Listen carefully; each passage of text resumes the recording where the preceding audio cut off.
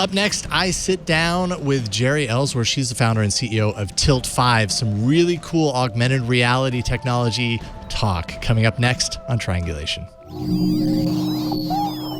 Podcasts you love. From people you trust. This is Twit. This is Triangulation, episode 419, recorded Monday, October 21st for Friday, October 25th, 2019. Jeri Ellsworth, Tilt 5. It's time for Triangulation. I'm Jason Howell, and this is the show where we talk with people who are doing amazing things in the world of technology. I'm so happy to be here. A few years back, when we were at the Brickhouse studio, I was in the studio when Leo was interviewing today's guest, Jeri Ellsworth. It's so great to have you here, Jeri. Really appreciate it. Thanks for having me. I was just saying that, you know, when I was in the studio for that interview, you came in with this kit. It was castAR. This is it. What is the episode number on that? I can't see it. It's 124. So if people want to go back in time to 2013, you can. Episode 124. You and Rick Johnson were here to show off castAR. And I felt fortunate to be in the studio on that day because I actually got to play around with the kit that you brought in. So I have at least a little bit of perspective of then to hopefully at some point I'll have the opportunity to play around with Tilt 5 because it looks really cool. Holy cow. I think I had pneumonia that day too. Because I think that might have been the first day we had launched a Kickstarter, and we were just going around to all of the podcasts here in the Bay Area. And I was so sick, and I was just pretending to be happy. That is the worst. That is the worst, having to be on when you're sick like that. Well, I had no idea. I'm sure no one else had any idea. So probably got sick. I'm sorry. Afterwards. Who the heck knows? It's entirely possible. But you know what? castAR was cool enough. It was worth it. So there.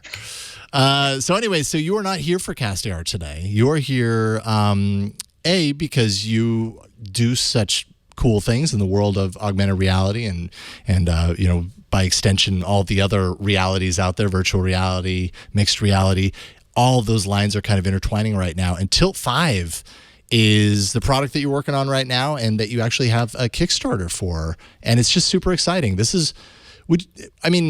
Right off the top, would you say this is specifically made for tabletop gamers, or is that just a really great kind of initial use case to lock onto to show the benefits and the potential of this hardware, would you say? Well, when things went sideways with castAR, a group of us came back together and we were like, all right, we made a bunch of mistakes. Things went wrong. We want to do it right this time. So instead of just coming out and doing technology for technology's sake, we're like, we have to find a segment that really would appreciate what we're doing within all the limitations and functions that we can provide. And so we looked at a bunch of different segments, like, hey, we could do pure video gaming on our system. It's great for that. Or we could do education. And as we started to analyze all these different markets, like, okay, pure video gaming. Oh, well, we're not going to be able to go up against Microsoft and Sony putting billions of dollars in marketing, even though it is a $450 billion market. Like, even if we could capture a small piece of it, that would be amazing. Yeah. But the players are just too big for a little company like us. Education or military simulation or any of these other things, like, well, I don't know how to sell into education. I hear the sales cycle is really long, and it's like, let's go to some place that, as you can see behind me, I'm a big gamer. So we know the space. My co-founder's a DM. We're like, it's $7 billion market. It's not the biggest market in the world, but there's not a lot of innovation there as far as technology, and we can bring that to that first segment. But as we tell the hundreds and hundreds of people that have been writing us in the last few weeks, like, hey, can I use it for medical visualization? It's like, yes, you can. Yeah. Just all of our marketing dollars are going into, tabletop games because it makes so much sense. Yeah, and I think there's probably a really nice kind of overlapping Venn diagram of tabletop gamers and people who are interested in new technology, and the crossing there where the idea of a tabletop game has so much potential for being infused with crazy technology and kind of in some ways, tabletop gaming can be looked at and seen as like a relic of a bygone era. You know, unless you're like really into tabletop gaming and you realize that's an absolutely false statement. Yeah, it is so hot right now. Like we couldn't have picked a better market to go after. It's just exploding right now. Every year, It's almost doubling in size. So yeah, so right timing there, and then you've got this kind of evolution of the technology behind, you know, all of these realities. XR, I suppose, would be the blanket term, but augmented reality in the case of Tilt 5, and it just seems like those are two waves that, it's perfect timing for you to combine those. So yeah, and you know, we came up with this thesis of like, how are we going to operate this first phase of our company? Like, obviously, we have our eyes on like, how can we be the XR, MR, blah, blah, blah company of the future, but we can't boil the ocean in one shot. So It's like, okay, let's take the things that everyone loves about video games and the things people love about board games and marry those together into one tight package that, you know, gives you the benefits of both. You know, if you're a tabletop gamer, you know, one of the biggest struggles you have is getting your friends to come over. So with our tech, you can link game boards together over long distances and play with people when they can't come over to your house. Love it. Or if you're a board gamer but you're just accustomed to all the luxuries of video games, like, well, you know, setup usually takes a long time and learning the rules takes a long time. You're just accustomed to just saving your game whenever you want or learning the rules through tutorials, and we can provide all of that. And so we went out and we found all these partners that have digital tabletop games and deliver like thousands of experiences to our system. Fantastic. With tutorials and adventure packs. Kind of, and a good way to kind of kickstart for users who use it for the first time and get introduced to the concepts. And, you know, you've got the wand as a control surface or as a control mechanism, but the wand isn't the only way to interact, right?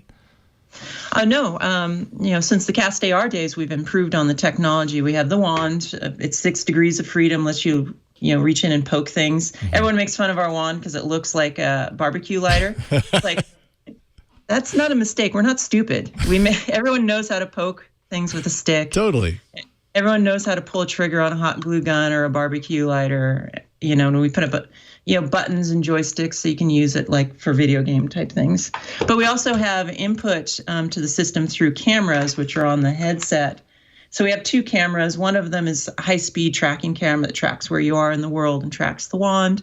The other camera is super high resolution, and it's on a different wavelength of infrared light that tracks your hands. It tracks playing cards. It tracks miniatures, you know, so you can start blending your real-world objects. So if you're a traditional board game player and you want to have your, Dragon Mini on the table, you can have it and we can track its position, but we can have it breathing virtual fire, right? So you get the best of both worlds. And then based on those cameras and based on your perspective in space, it's going to know where the mouth on that dragon is and where to kind of position the fire and at what angle. So there's not that like detached state where it's like, it's close, but not quite perfect. Something that's really unique about our system is our optical system uses the game board as part of the optics. Right. And so no one else is doing that. But what that provides is the ability to have objects in focus. So when I have my little dragon here and it's breathing fire, those pixels coming out of its mouth are in focus. And all these other systems are fixed focus. And so you have this disconnect between the virtual objects you're trying to wrap your physical objects with, and it just doesn't look right. And so with ours, because the photons are actually going out to the game board and back again, it looks correct. That's really awesome. Engineer here in the studio, John, just dropped off a little relic from the past. Oh, yeah, look at that. Does that look familiar? Yeah. The Commodore 64 in a joystick. I will go ahead and admit. Well, what's that?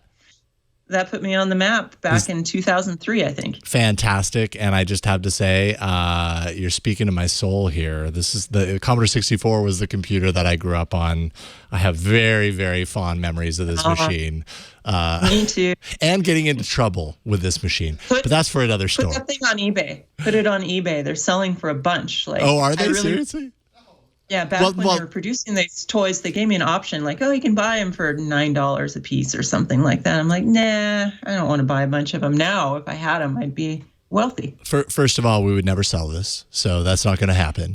But so yeah, I don't know that there is a second of all. We would not sell this. This is too cool. Along the lines of this. So this basically for audio listeners, your first project was like a bunch. Well, it says here 30 Commodore 64 games embedded into a joystick. So it's kind of like a plug and go sort of thing.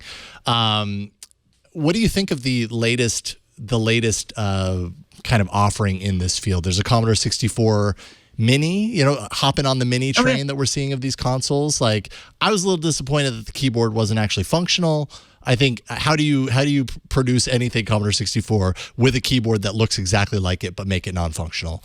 I know, I was disappointed too. I got excited when I first saw it. I'm like, oh, and It has a little mini keyboard. Like, they probably would have sold 40 times more of them if they would have put a functional keyboard on it. But maybe their Gen 2 product, they'll do that. I think I've read that that's in their plans, that they're going to release another one and have a functional keyboard. I'd buy that. Because it doesn't make sense to have that and then plug in like your own keyboard in order. Like, what the heck is that? I have to be like, I guess I'm turning into an old fart or something, but back in my day, we had to roll custom ASICs to do it. But now you can just get a Raspberry Pi or equivalent ARM processor and emulate the Commodore. But back in 2003, it was really difficult to emulate the Commodore 64.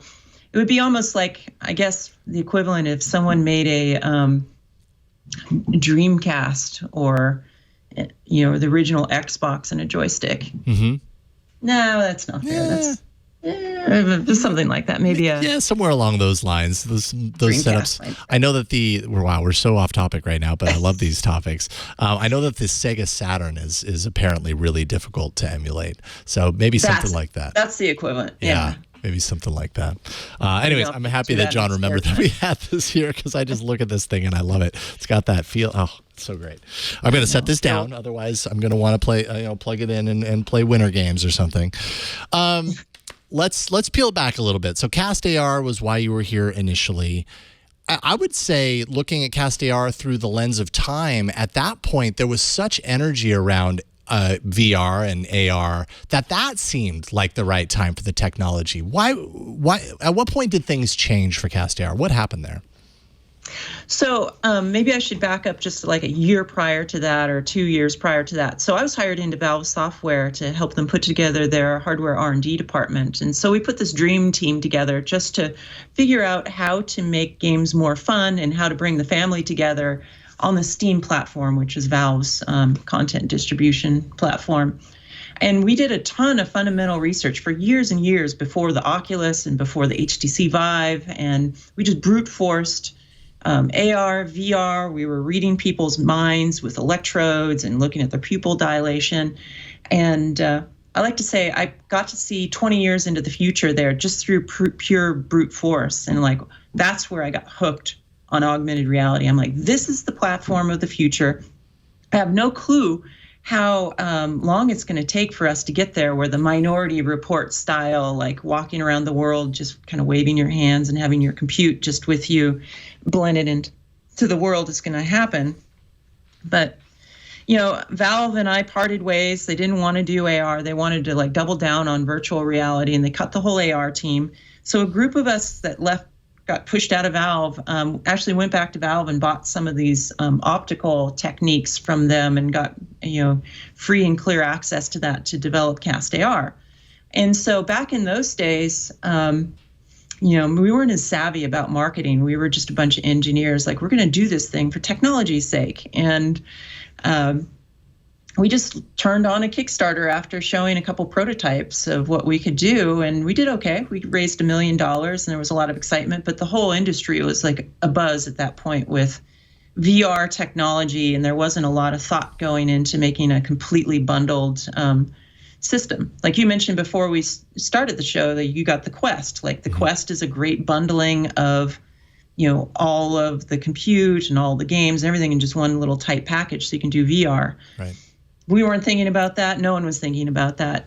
And so we took off, and we were mostly focused, but we weren't as highly focused as today, We shipped out some of our first units on the Kickstarter, like 200 to 300 of them went out the door. We moved to Silicon Valley and got wrapped up in the Silicon Valley startup culture down here, raised some money from some angel investors, and then built our team out, got a really nice team put together.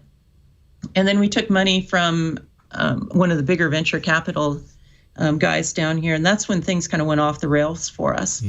So they had totally different ideas for where we should go with our products. So they're like, quit messing around with shipping those Kickstarter products, and start focusing on what we want you to focus on.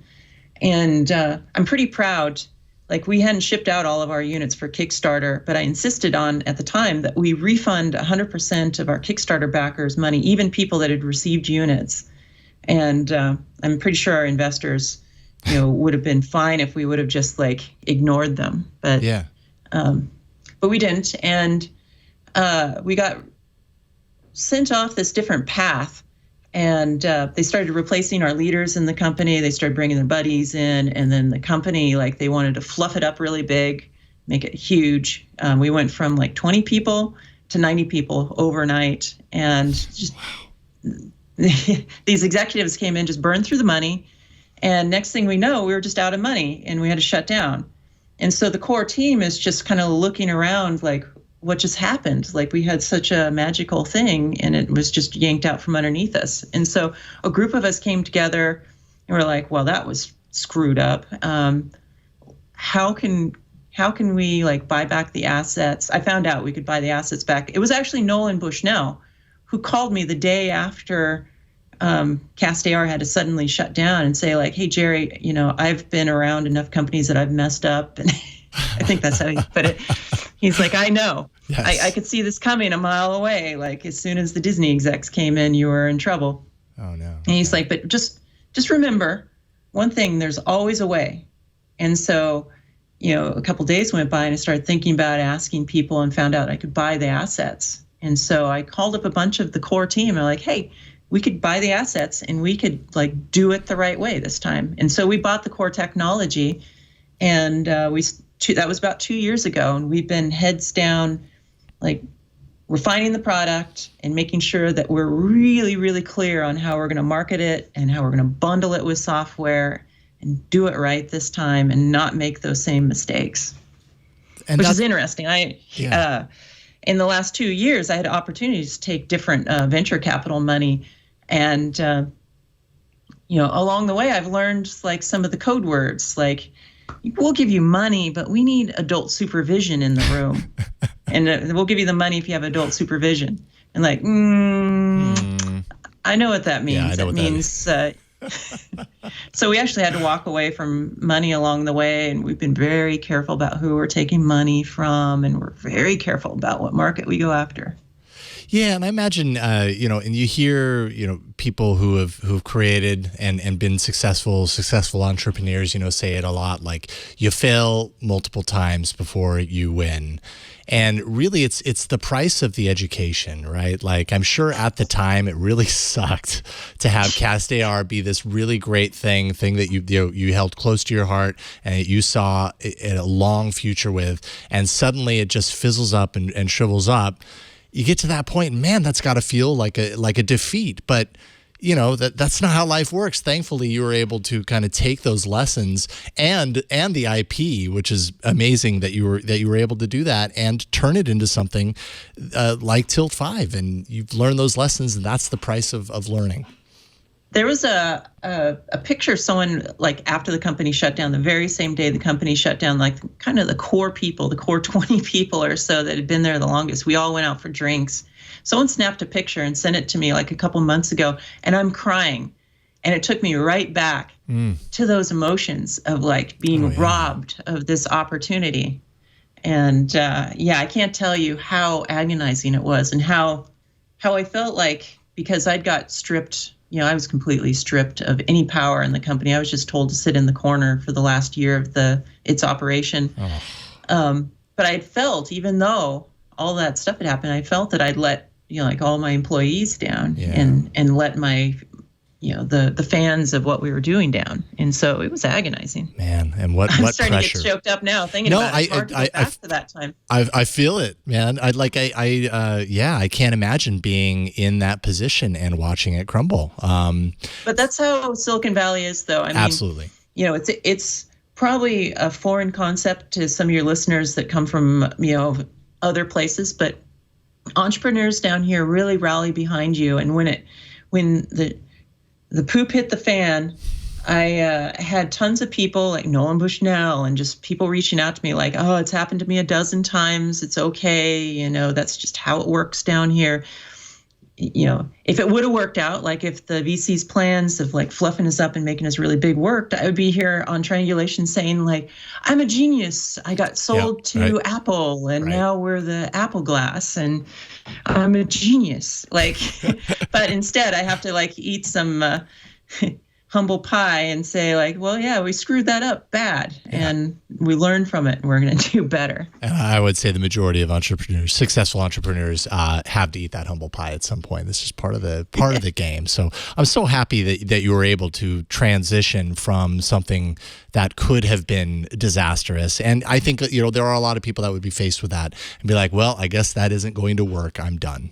But you were able to transition into something that has a lot of steam around it now. And not only from a business perspective, you could take those lessons, but also from a technological perspective. Obviously, you ended up with the IP, but I have to imagine, and based on what I've seen through the Kickstarter, the technology that's driving this, it's that, but better. It's better in all facets because you have more time, because you had the ability to expand and improve upon these initial ideas and see it through to a new place. I have to ask, what is behind the name? What is Tilt 5? I can't tell you, unfortunately. Dang it. I was hoping I could get you to tell me. I can't tell you. No one's ever going to know except for the core team, I guess. Oh, and maybe some insiders. And if they leak it, they're dead to us. If they leak it, you know who did it. It's a great name, though, by the way. I love it. Oh, okay. Thanks. Yeah. It's kind of silly and it's fun. We at castAR, no one was really happy with the name. And the new execs came through and they're like, we hate the name so much. And they're like, we're going to rename you, rebrand you. And they spent like $750,000 on rebranding exercises. And they came up with absolutely what we thought was a terrible name. They were going to call the product Voyage AR. But when you read it, it read Voyagar. Voyagar.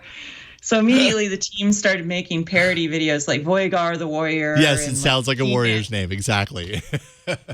Voyagar. And they were going to, actually, I won't say the name because we might actually use it. The name wasn't horrible for the company, but, they came up with a different name for the company. And, but we're like, wow, when we do it this next time, we're going to come up with a name that's super generic. It's an inside joke to us. It makes us laugh every single day. And if we become like the network router company 10 years from now, It doesn't have AR in the name, Exactly. It gives you the freedom to expand to wherever the technology might go. And your business priorities and everything gives you the freedom and that's a really good point. You lock yourself into a very narrow field when you put AR into that. Everything you do has, we actually see that. Like some of our, there's people we talk to that got their start with VR, so they have VR in their name, but they were like, now they're having to wave their hands a bunch like, we're more than VR, we're AR, XR, MR. Yep. And whatever other realities tend to bubble up to the surface. So but that was the nature of things back then. I mean, we were, when we did our castAR Kickstarter, like Oculus had just came off of their Kickstarter and they had just got acquired for billions of dollars. And like investors were just throwing money out like it was crazy, like VR and AR is going to be the future tomorrow. Yep. And well, all the disappointment has come and is starting to go now. We've gone to that trough of disillusionment now. This, and now we're like starting to do the slow pull out of this kind of crash of the VR AR market, and and the tides have pulled back, and now like the real companies with real utility can surface and start making a bunch of money. Absolutely. Now there's a little bit more balanced view, I would say, of what the technology is capable of, maybe what the long term is. But I think there's a sobriety going on in the industry right now, and that's a good thing. It's a real good thing. Yeah. I mean, I think early stage, a lot of investment can go into these startups and they could be flipped really quick to big companies. There can be a lot of money made. But we're kind of past that now. Like companies that are surviving actually have to provide a lot of utility to the end user. Sure. Yeah. Now, one of the things that is very challenging in this industry, and I'm sure, like, I'm curious to hear your take on it, is how you effectively market something that is so intrinsically like linked to what we see through our own perception. Like, it's one thing to show a video game screenshot and be like, this is what the experience is like. But as you know, with augmented reality, like that often like is nowhere near the actual reality of what you see as a user. Like, that's a huge challenge, right? For taking this sort of thing and going mainstream. What are your thoughts on that? I thought the video that you produced did a really great job of kind of giving an idea of what people might see.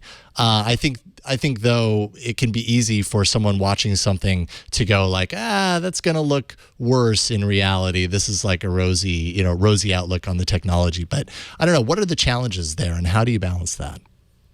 Oh, it's extremely difficult to express. Like, even with the best, we did computer CGI in our video to try to express what it's like. And you can only capture like half the experience at best. Yeah. And we knew doing CGI, we were going to take a lot of flack for that as well. And sure enough, as soon as we launched our Kickstarter, the haters came out and they're like, that's CGI. But we had almost shot for shot, we had shot everything through the lens of the glasses as well. Yeah. So that people could see that, yeah, it does look, pretty much what we're showing in the video. And in fact, when you jam a camera behind the lens of our glasses, it's really hard to even capture the way the projectors blink and everything, to even express it shooting through the lenses. But yeah, we were able to convince people that what we were showing in the video is more or less what they were going to see. And of course, they called us out on everything. Like, we have a game board. The optics is part of the game board, and things don't extend above the top of the game board at the very furthest end of the game board. So there's certain things you can't see, but we had to, cheat those a little bit in the video. And, but we had to try to express it the best we could to sell the experience. I think we did better than the video game industry. I mean, honestly, I look at video game trailers and they'll have cinematics. Oh yeah. The entire yeah. Yeah, they'll have a top-down God mode type game, and they'll have first-person cinematics for the 100% of the video, and I have no clue what the game is like. That's true. So I think you have an idea of the story. Well. That's about it, right? Yeah. Yeah, that's true. That's a really good point. Now, okay, so let's talk a little bit about these glasses. Obviously, I think this is another challenge in the industry right now is in order to do augmented reality in the ways that by the way, they look fantastic on you. Thanks. Oh, and they look awesome like that too. That's great. In this world of, this emerging field of augmented reality, for better or for worse, we jump to this, or at least I can speak for myself. I jump to this idea of when are we going to be a Terminator view? When are we going to be down the line to where everywhere I look, it's just augmented and maybe it's built into my glasses that are just my glasses, instead of being a specialized type of glasses that you have to retrofit or whatever. So you have to make choices around the design of glasses. You guys definitely took a different approach with the design of these glasses and how it works with the technology. So talk a little bit about your thinking there as far as the design of the glasses themselves. Well, as I said earlier, I've been in this space for quite some time, and I've seen there's always a boogeyman around the corner that's going to come get you, and that's what everyone's afraid of. When I was at Valve, Google Glass came out while we were there, and people were running around like, the sky is falling. Google's figured out how to make the ultimate immersive display in Google Glass. And I'm like, no. No. There's I actually like the Google Glass product. I think it was positioned in the market in an unfortunate way. Yeah, I have one in the other room. So I definitely have plenty of pictures of me wearing Google Glass. So that happened. But the problem was there's laws of physics you have to deal with. And there's cost. You have to deal with this. And then there's physical form factor you have to deal with. And unfortunately, there's no perfect solution that's like the silver bullet that's going to give us the Terminator glasses that are just perfect and totally immersive, because photons go where photons want to go. And, things just haven't been miniaturized yet. Yeah. And so everyone, like every single year, there's this like scare of like, oh, I heard Apple's coming out with their super immersive AR glasses line. No, they're not. Like, are they somehow like putting a black hole in their optical system to bend light like faster than anyone else? But yeah, maybe if anyone could, it would be Apple. Right. Exactly. Exactly. But even clear back to the Valve days, like Google Glass came out, we ran off to the optics lab, and a couple of us put a Google Glass mock-up together that actually worked in like a couple days. And we ran around like, this is what it's going to be like. And even after we showed people what it's going to be like, they're like, no, they figured out how to make it work better. Like, no.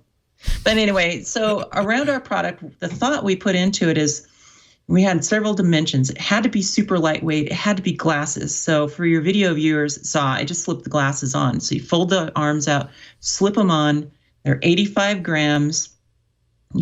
Anyone knows how to put them on because they're just glasses. You're not ratcheting things to your head. They have multiple nose pieces depending on your face shape.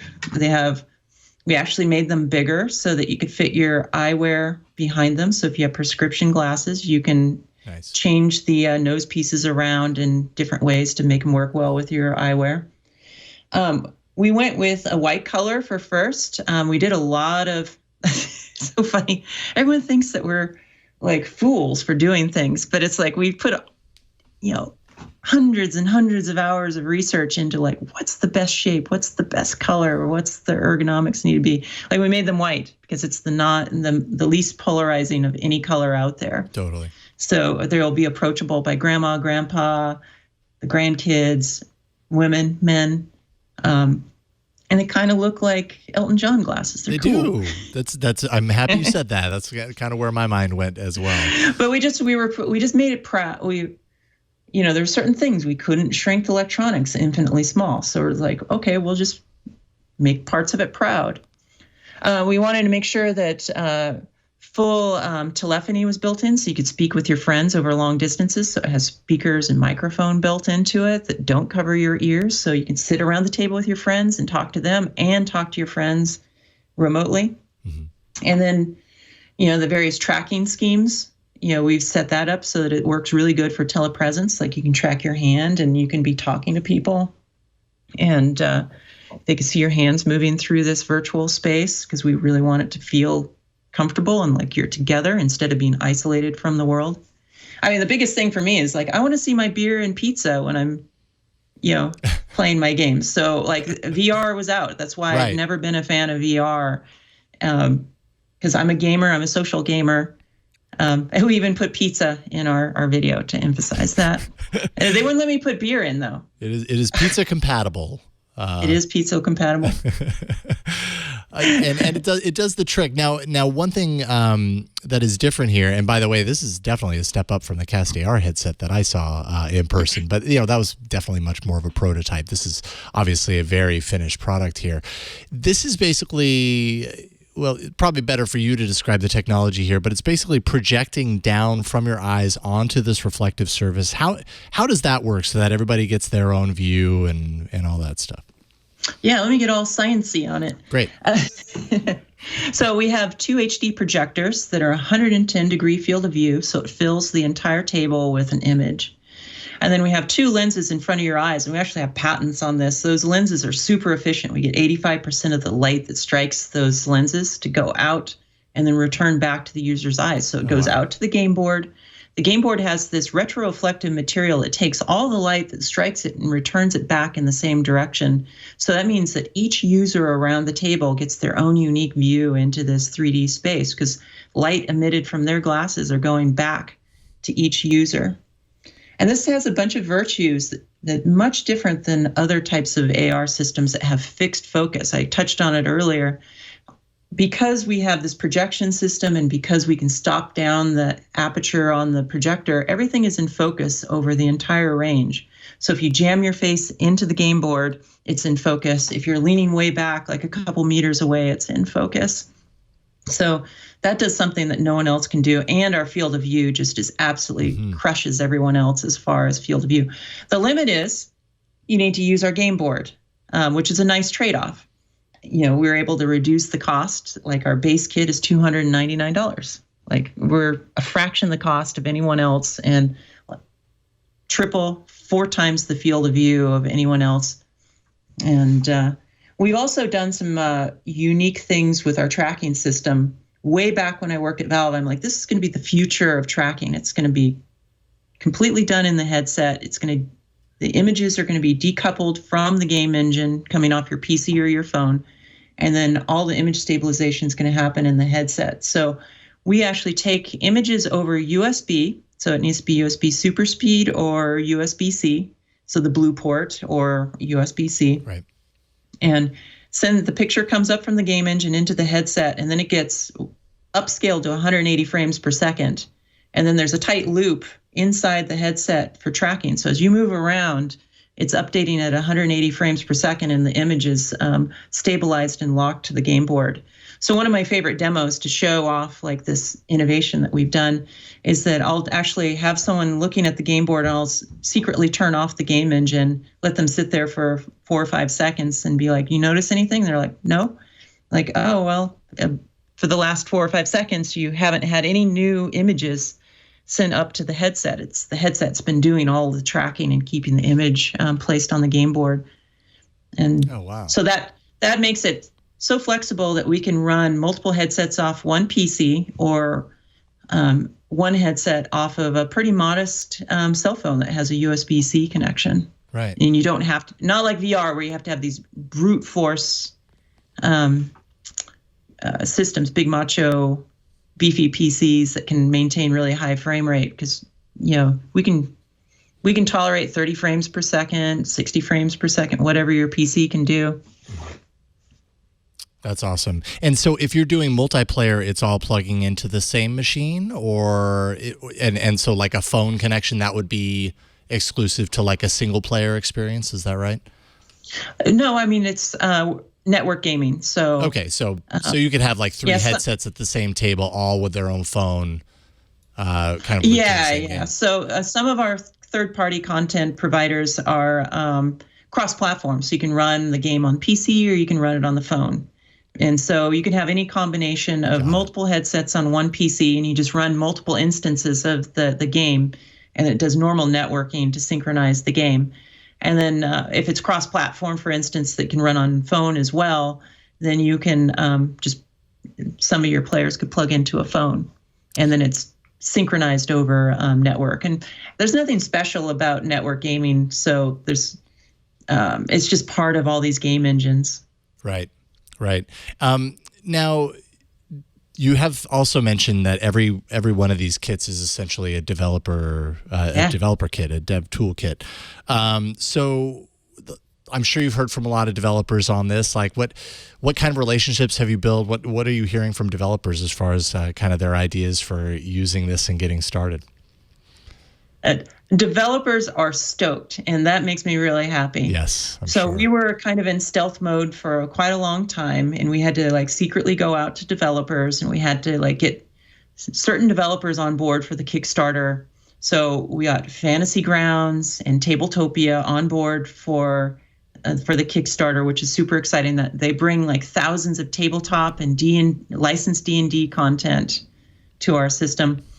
Then a bunch of these different developers we talked to And as the way it goes in the game industry, they'll never announce on your time scale. They'll only do it on their time scale. Like they've got to get the software ready. They got to be confident in it. Like we have a ton of stuff cooking in the background that's just going to be popping, throughout the next 6 to 8 months.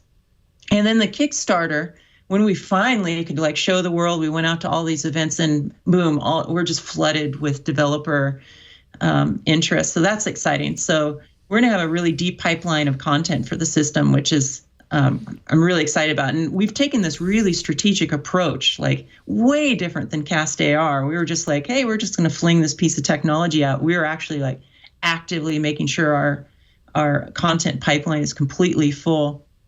So super excited about that. And we also felt like we looked across the industry and it's like, why are all of the other AR companies being so selective about letting people develop for their system or even charging extra money to be part of their developer program? It's like it doesn't cost us anything to make every one of the headsets also a developer kit. So for free, when you back our project, you get the glasses, you get the wand, you get the game board, you get some games, some packed in games, and then you get the SDK.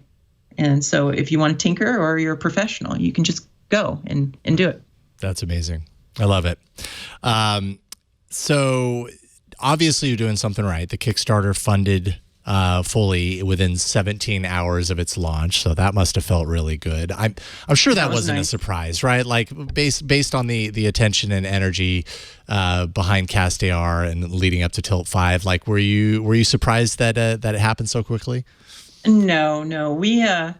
We made sure that we took care of the castAR folks. Yeah, you did it. And so a lot of the castAR folks just came right back over, which I'm very thankful for them.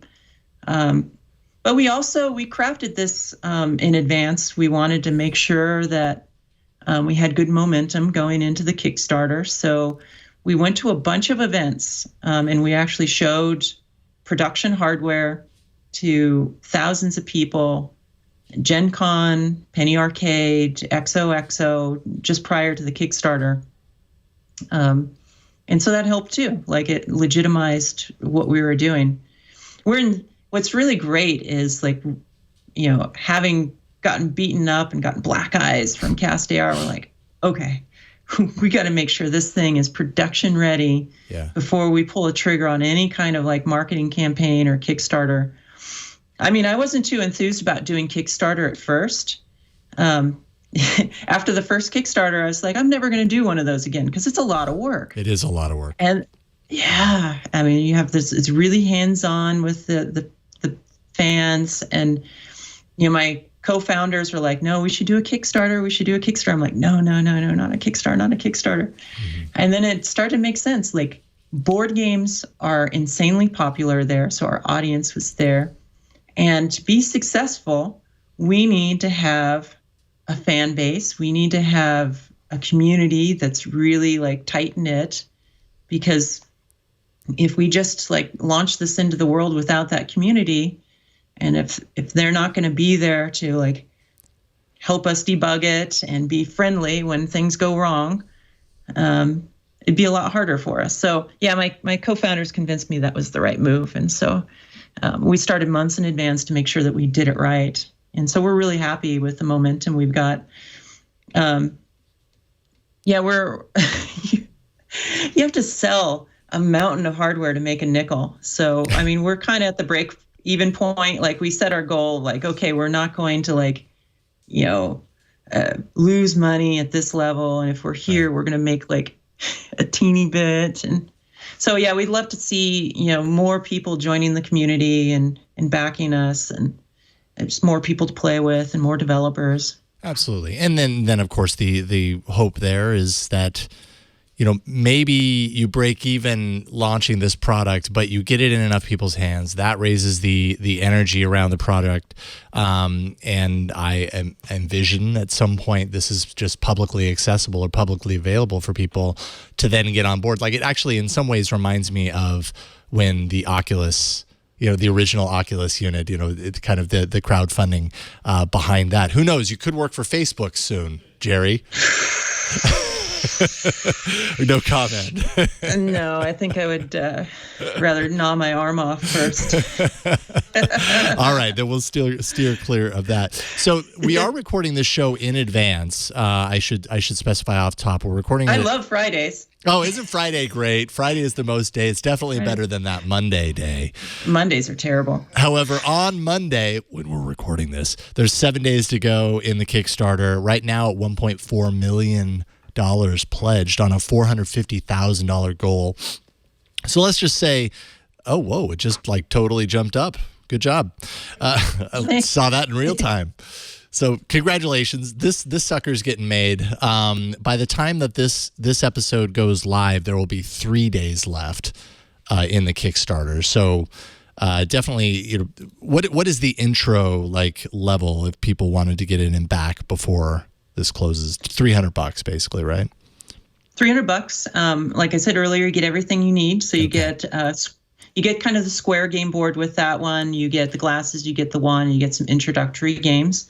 Then we have a slightly higher level, which gives you a little bit more deluxe stuff, like a carrying case, a rectangular kind of battle map board with a cool feature where you can tip it up and you can have a lot of extra vertical height, things popping up out of the game board. And then we have a group pack, so 3 units. A lot of people ask us, why don't you have a 2-pack? And it's like, weird things with logistics. Like it costs us like actually more to have like the logistics company pack out another extra two SKUs of products. So we have a 3-pack. We give a discount on the 3-pack. And then we have a beta kit level, which is a little bit more expensive, where you get a super early pair of glasses, but don't sign up unless you want to help us track bugs. So you got to do a little work as well. Yeah. I'm warning you. Do not sign up if you expect but then after the beta period's over, you get one of the polished up glasses, because we assume there's probably going to be a couple little quirks in the tooling and things that need to be fixed before the June and July shipments. Sure, that makes sense. Real quick before we move away from this and then back to it right at the very end, what are some other uses for this? Because I mean, obviously, tabletop gaming is a big component of this, but you also mentioned on the site that there are non-games that there are applications that aren't games that will be coming. And then I know that you were on Ham Nation just a few days ago, and you were talking about some sort of coordination with the ham community. So, like, what is the vision there for this that doesn't have something to do with gaming? Well, we knew that we had to put all of our marketing dollars behind tabletop gaming so that it was a very clear message, and that the developers that want to do other stuff with our system would find it anyway. And that's what's happened. Like, we've been flooded with people asking, like, hey, can I use it for education? Like, absolutely, it's perfect for education. You could have kids come around the table and they could participate with like putting molecules together, an oxygen and hydrogen make water, and they could dissect a frog. And we actually have partners that are working on those types of science modules, and it's going to be a great education tool. We have people that want to use it for data visualization on the medical or architectural. So we have folks that are working in that space that have approached us.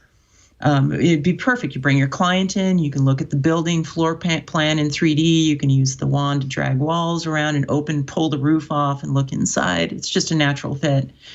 Some of the partners we have on our Kickstarter page are doing some pretty interesting stuff, and they most of those came to us because they were working with our castAR kits, and they found out that we were still around, and they continued to develop. So we have Meeting Room that's doing virtual meetings. So they work cross-platform in virtual reality and augmented reality. And so with our system, you have this command and control, and you can drag videos in, and you can share that with people, and you can see people moving through virtual space. Nucleus VR is doing really cool things. They're working with the International European Space Station on the International Space Station. European Space Agency on the International Space Station. There we go. Gosh, it's okay. It's Friday. Nights. It's been a long week. I know. I just can't wait for the weekend. But I'm I just worked on a rocket a few years ago, making a navigation system for a low Earth orbit rocket. And so it's super exciting for me to be working with them, because they have astronauts wearing virtual reality systems, walking around a big room as if they're in the International Space Station. And then they use our system as command and control. And so they use our wand as a laser pointer, and they instruct. They see like little miniature versions of the astronauts in VR. And they point to things like, that's the instrument you need to pull out, and they talk to them in real time, and they get this God's eye view for controlling the education process. That's neat. Yeah, there's just a slew of those. There's a group that's doing cosplay, on-demand cosplay outfits, so you can design your cosplay on your table, your cosplay outfit, and then they manufacture it for you. Wow. Yeah, I imagine the setup would be really good for just just designers, like digital designers, period, to have like a new way of having kind of an almost tactile view into the characters that they're creating or whatever. Yeah. I do my own projects, and that leads to the ham radio stuff. So I develop on my PC wearing the glasses. I'm working in Unity, and I just hit a button, I look over, and my 3D model shows up on the table. I'm like, it wasn't rotated correctly. And then I'll go back to the PC and rotate things. You go.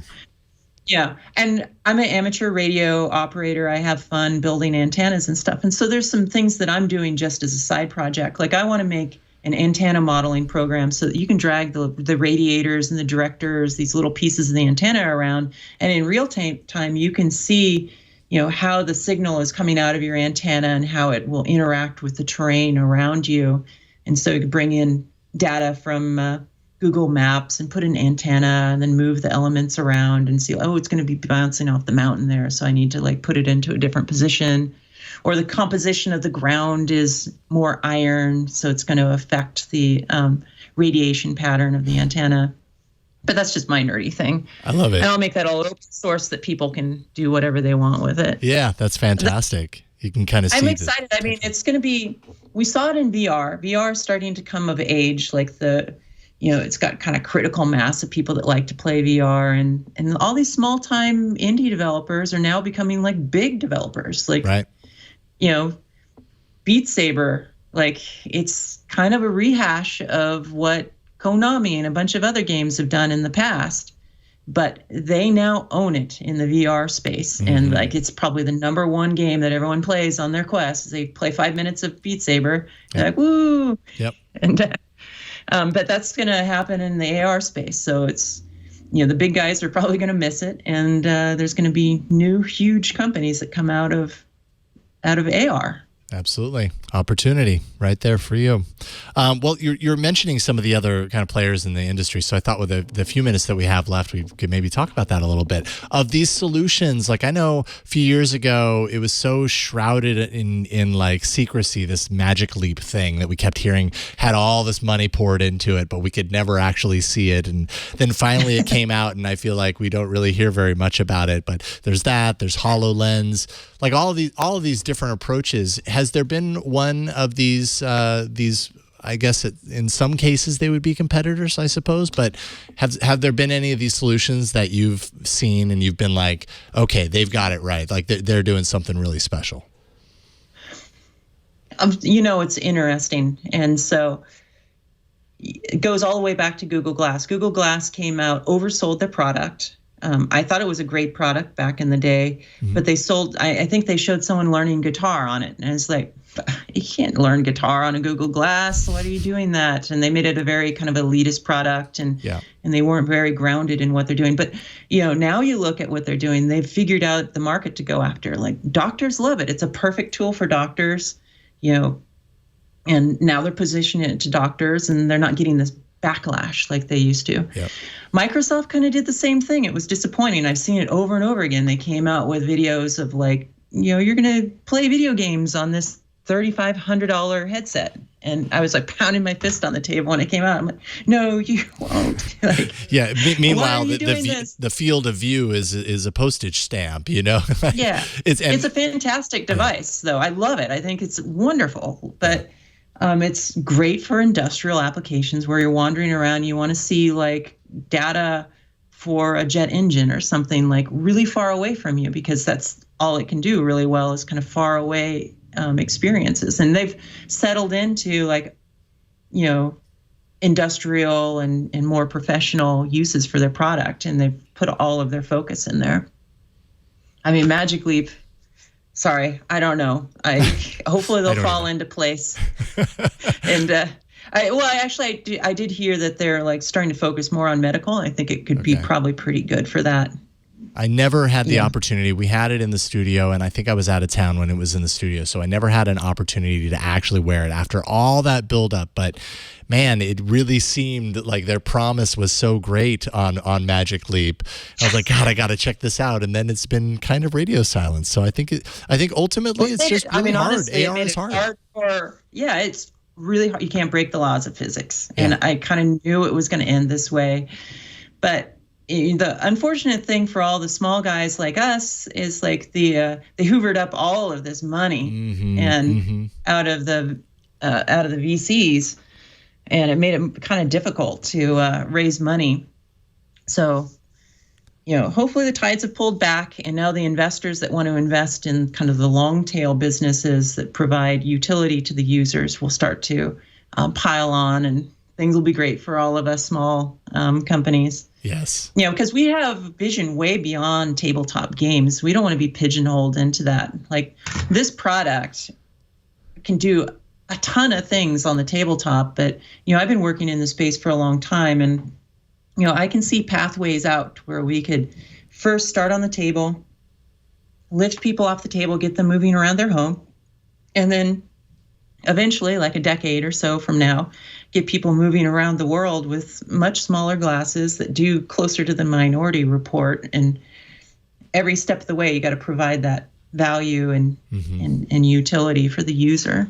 Yeah, absolutely. What would you say? This might be a hard question to answer right off out of the gate. But what are you most grateful for in your career in the gaming industry? You've had quite a career, and you've done a lot. What's the thing that comes to mind that you're just most grateful for in your experience? Goodness. I think it's the constantly learning. So, when I started working at Valve Software, that was an awesome opportunity. We were doing a lot of stuff early, and I got to see into the future. And, one of the things that's really on topic these days is biometrics and what we're going to do with people's data.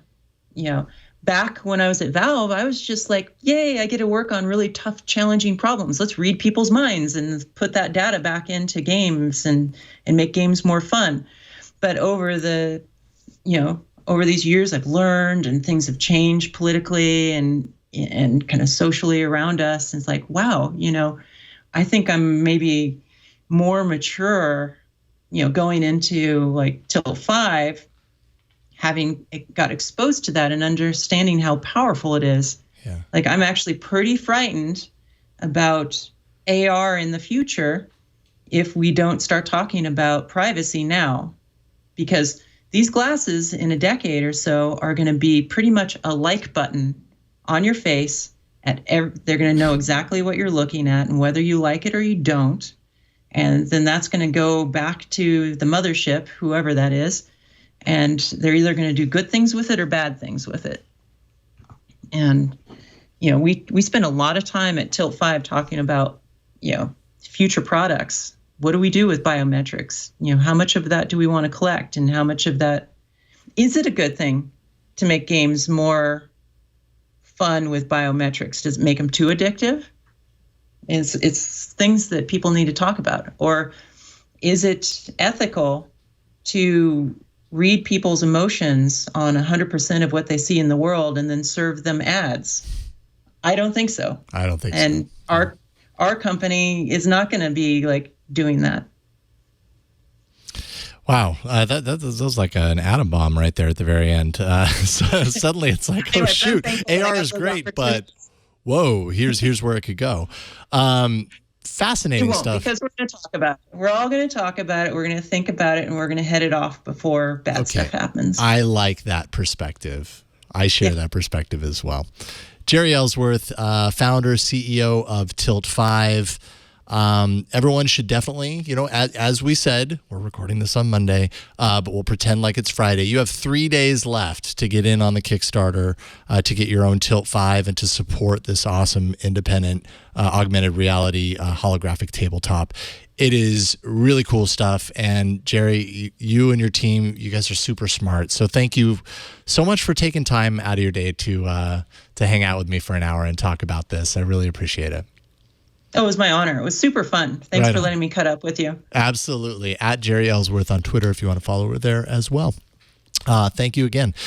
We do this show every Friday. Again, we're pre-recording this on Monday, but in general, you can usually find this in your podcast feed on Friday as this episode is publishing then. If you want to catch us live, you're welcome to do that. We usually record live every Friday at 2:30 p.m. Eastern, 11:30 a.m. Pacific. But you're probably going to subscribe, and that's what we suggest that you do. So go to twit.tv/TRI. There you will find the show page for Triangulation, all of the interviews that we've done. This would be the 419th interview, and I think we have a couple in there with Jeri, so you can go back into our archives and check out different instances of Jeri's career leading up till today.